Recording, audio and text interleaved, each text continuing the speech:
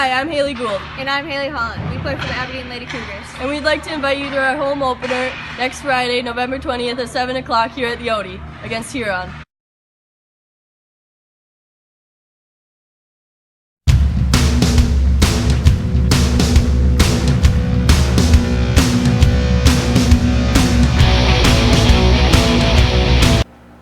Welcome to another edition of Wings Weekly with Coach Angelo, and I'm Jay Kleinknecht.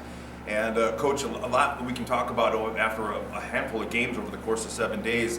And then you guys end up pulling out 4 points on what ended up being some overtime losses, but then a big victory here at home too. It really seemed like the guys were playing with a little bit of swagger and confidence after that win Friday night.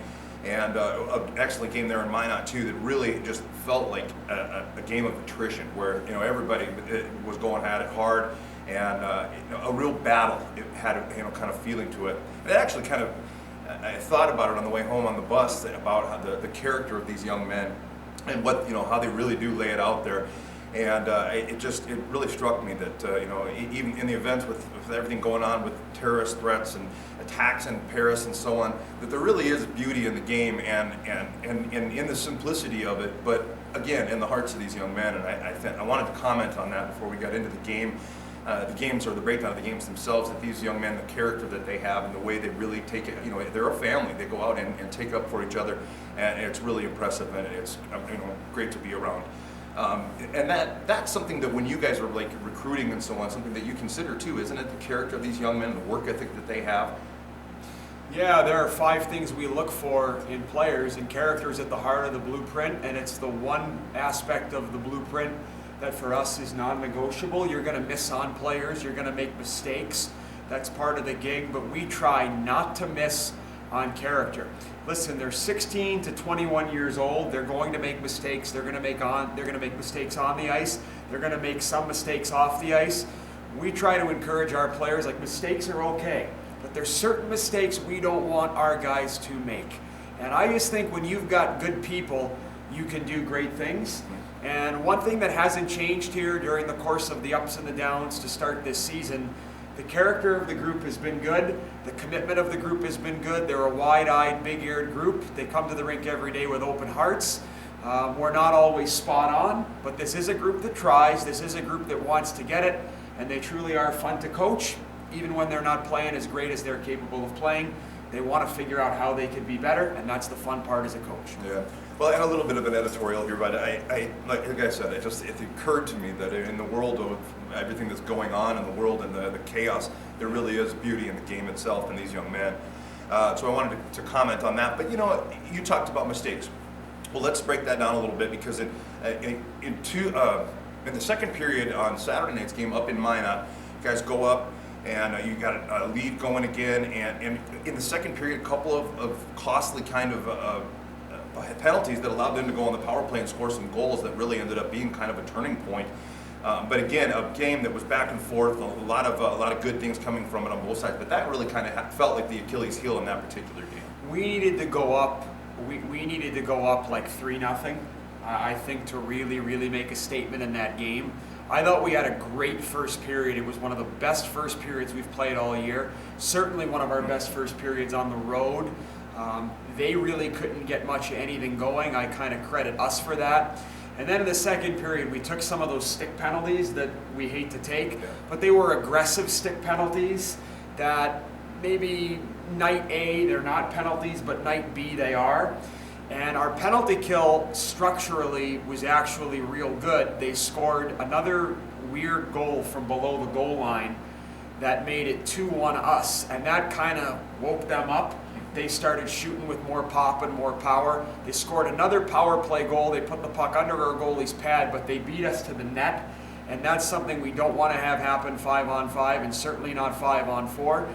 And then in the third, I thought it was a very even period. We outshot them. The chances were close, and it was a North American Hockey League high-character, gutsy Central Division grind right till the end. I was happy that we found a way to get a point. We made a mistake in the 3-on-3. We 2-on-1 the puck on the sidewall, and then they 2-on-1 us at our net. And I think it's a positive that we can now look at that play and say that that was the difference in the game. because the 60 minutes leading up to that, like, we had our stuff in order.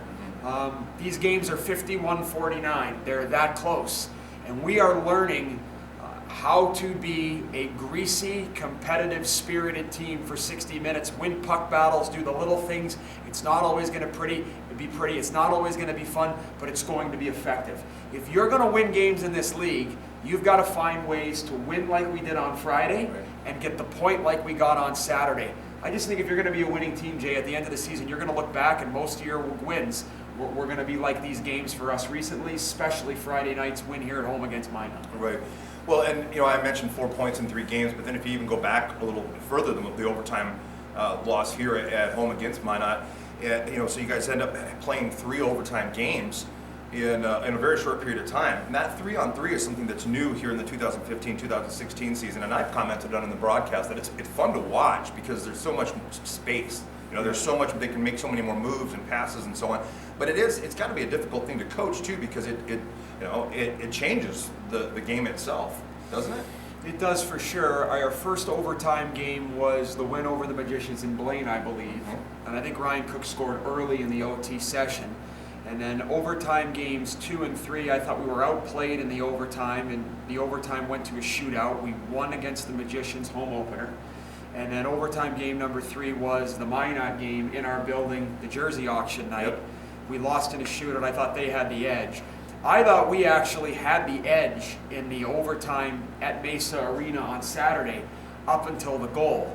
The big thing is you can't 2-on-1 the puck away from the puck when the other team has it like we did. Right. Defensively, it's basically 3 1-on-1s, and we 2-on-1, and Minot's good. Their player found the open man, they 2-on-1'd us, they scored. But you've got to make firm plays with the puck. You've got to go for it when it's time to go for it. When you don't have it, you've got to hustle to be on the defensive side of the puck so you don't give up the odd man. If you give up an odd man in overtime, it needs to be because in the 3-on-3 the puck came hard off the end wall or somebody made an unbelievable play. You can't create the opportunity for them by making an improper read. We just made an improper read. We made a mistake, they scored, that's the way she goes. We'll try to be better the next time we get to 3-on-3, but hopefully we start picking up 2 points in regulation. That's the next step for our group. Absolutely. Well, again, talking about the points, it's funny when you look at the division how close everything is. And as you know, now that we've played everybody in the division, they all are tough. Minot is a tough team on top of the Central Division. You guys played them, tough, and made them really work for it. And I think that the end of the weekend, I think they were feeling it too. That they had their work cut out for them and had to earn the points that they did earn. But it goes to show you, though, that regardless if it's the Brookings or if it's the Magicians or whomever, if you can pull even 1 point in an overtime loss or get the 2, it really does. It's such a close group right now that every little point matters. Well, 2's better than 1 point, but 1's better than none. And Right. when you can find a way to just scrape points together and pick up a point here, a point there, I mean, obviously we want 2. You might look back at the end of the year and say, like, gosh darn it, getting 3 out of 4 from Minot, 3 out of 4 points in mid-November, like, wow, that was big for us, like, looking back. Hopefully we're sitting here in February and we're saying that. But, there's another way to look at it, too. You pick up the 1 point, you left one on the table. So it just matters how you want to look at it. I mean, we've had 1 win in our last 4, but we've had points in our last 4 games. Is the glass half full? Is the glass half empty? I guess it depends on how you look at it. Yep. Bottom line is, our process has been good as of late. Our process has been better over the last 2 weeks. I feel like it's coming. No one's satisfied. The numbers are the numbers. We've got to be better in some areas for sure. There's good things going on with our group right now. You mentioned the confidence, and I think you used the term swagger at the beginning of the program. Our group is starting to get more confident because we've looked at things qualitatively, and now they're getting some points for it. Right. We're starting to score a little bit more. When you play Minot, it's going to be tight. Like, that's the way it goes. It's going to be low scoring if you're going to be in the games. The scoring chances on Friday and Saturday were very close, but they were low. I think the scoring chances, we counted 5-on-5, Jay, on Saturday, 4-3 Minot. Like, that's ridiculously tight. That's NHL playoff tight. Right. So I'm happy that we're finding ways. We got to find a way again on Saturday in Brookings. Well, and it's something that you've talked about before too. Is the scoring chances are there, just not finding the back of the net. Well, then here lately, you guys are starting to find the back of the net. Including in Brookings, scoring some goals, and as you mentioned, the process. And part of the battle is manufacturing those chances, Yes. isn't it? That's a big thing. If anybody's following the NHL right now, there's a huge debate. Do we make the nets bigger? Do we ask the goalies to reduce the size of their equipment again? We did that after the 05 lockout in the National Hockey League, that is. Bottom line is the goalies are big, the goalies are good. I mean, way back in the day, you'd get 2-on-1s and it was probably going in. Now you get 2-on-1s. The goalie's probably going to stop it just because the defenseman that's defending the rush knows how to play it. There's video that breaks down every scoring chance, and the goalies are big and the goalies are good. Our goalies are 6'3". Yeah. One's committed to college, the other one I know is going to be a Division I goalie at some point. The goalies are real good today. You've got to be willing to go to the net, stand in front of the goalie, jam pucks, put rebounds in, find ways to create traffic, second and third chance opportunities, and we're doing that more now. We have to keep doing that. What I like is the guys seem to be getting excited about doing it. When you have a lot of first-year players, which we have, it's a process to try to make them understand it ain't coming easy. Yeah. You got to peck away. You got to chip away. You got to find ways to beat these good goalies. We're doing it, and we're having fun doing it. And we're also having fun trying to keep the opponent away from our net. So we're rallying now. We're not satisfied, but we're pleased with some things. Hopefully we can use that emotion to just keep us pushing forward, because this thing ain't going to get any easier. That's for sure. Nobody's yielding to us. Right. Well, and you mentioned the goalies, and I want to mention, Gavin Pizzoza had a great game here Friday night in the win. Just 3.5 seconds away from a shutout, but he played very well. And I want to commend Peter, of course, as well too. They, both of them very talented young men. I know, Coach, you talked about the first-year players and how when they first come into the league, that you kind of have to work on them to explain that it's hard. I mean, this league is not high school. And what are the differences when you see a first-year player who has come from high school and is used to making those extra passes or that extra move or whatever it might be? Well, what are some of the challenges there that you have to kind of convey to these young men? Well, let me start out by saying this. Most first-year players come from AAA midget or high school hockey. Okay, one of the biggest differences between midget hockey and high school hockey, the number of games the players play in their seasons. Like a Minnesota high school hockey schedule, I believe, is around 30 games. Okay.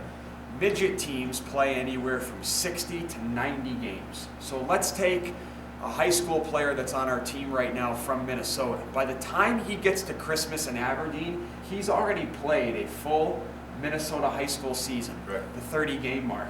So I just think if you have the right type of first-year players, they're going to get way better in the second half.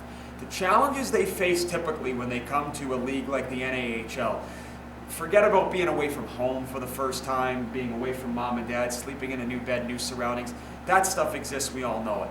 The time and space element, the physicality, the puck battling is way different. The walls are hard in this league.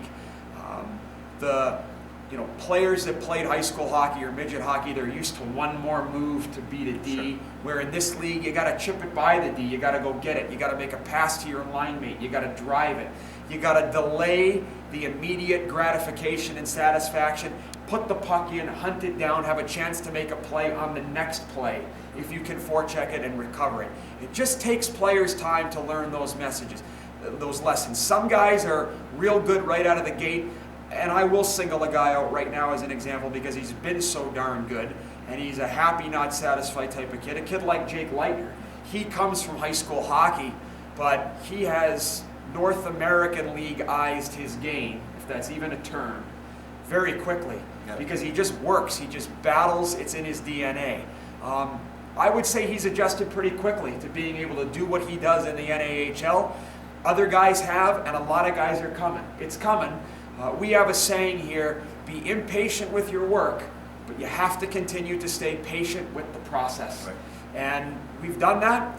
I think I feel like our fans have kind of gotten on board with that. I think our crowd is always great, but the last 3 to 4 home games, our crowd's been outstanding. I mean, I can't put into words how awesome the crowd was on Friday against Minot. I hope we keep doing our part to make the games fun, and I hope the fans keep doing their part, because the Odie Ice Center on Friday for me was a party zone. Yeah.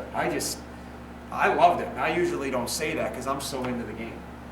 Yeah, well, and we talked about Gavin and how he, I think, got a little bit of a lift from the crowd too, because every save he made, Yeah. I was letting him cheer, or letting out a big cheer and letting him hear that they appreciated his hard work there.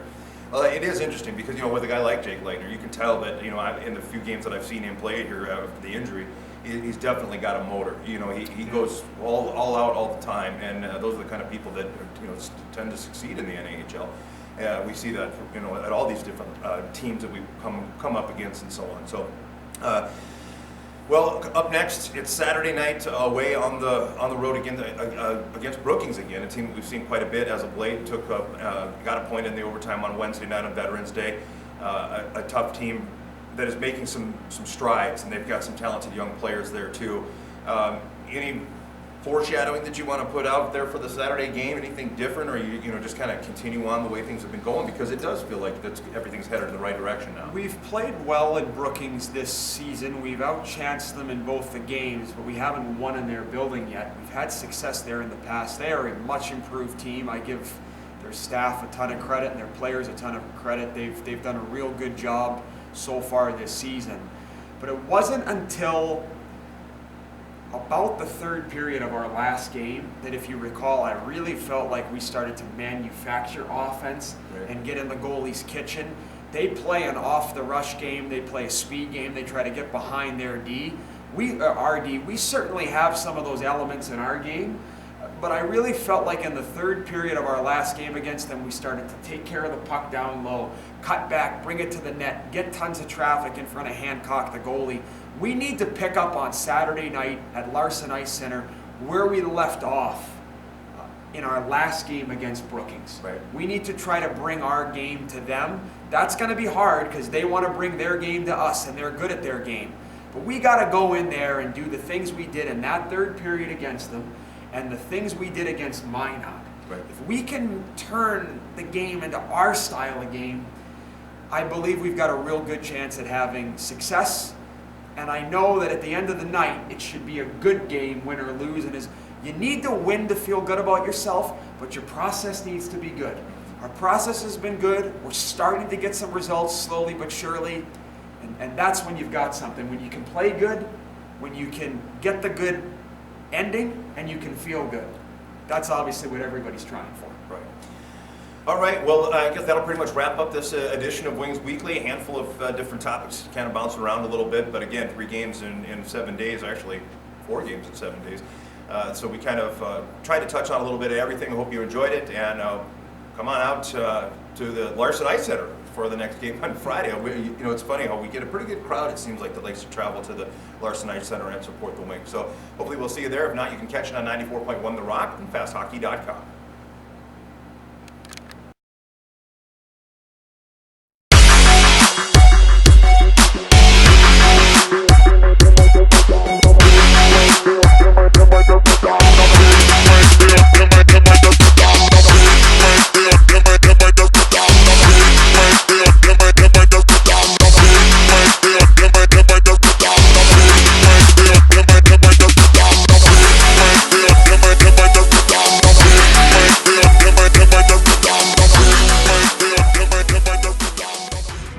Hi, I'm Haley Gould, And I'm Haley Holland. We play for the Aberdeen Lady Cougars. and we'd like to invite you to our home opener next Friday, November 20th at 7 o'clock here at the Odie against Huron.